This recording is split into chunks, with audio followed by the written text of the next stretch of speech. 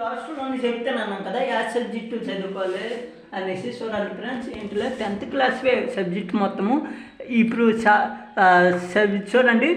మ్యాథ్స్కి వస్తే 1 నుండి 14 లెసన్స్ అంతే. అందులోనే ప్రతి ఒక్క ప్రాబ్లం మొత్తము షూట్ కట్గా మీరు చేయాలి.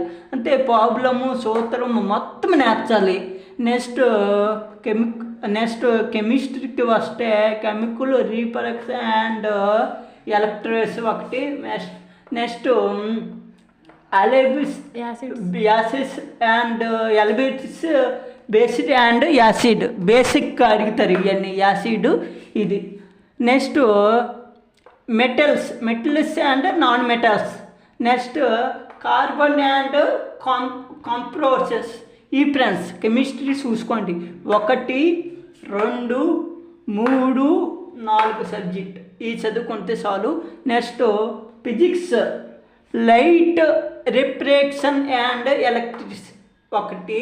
Next the human ears and colourful world ఇది ఒకటి. నెక్స్ట్ ఎలక్ట్రిసిటీ ఈ electricity. Next micro life of the equation ఈ ఫిజిక్స్ అనేది ఇది 1, 2, 3, 4 ఈ 4 చదువుకుంటే చాలు.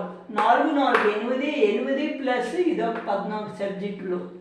చూడండి, మొత్తము 22 సబ్జెక్టులు చదువుకుంటే మీరు అనేది పాలిటిక్స్ అయినా నెక్స్ట్ ఏ పాలిటిక్స్ అయినా మీ సక్సెస్ మీ ముందే ఉంది.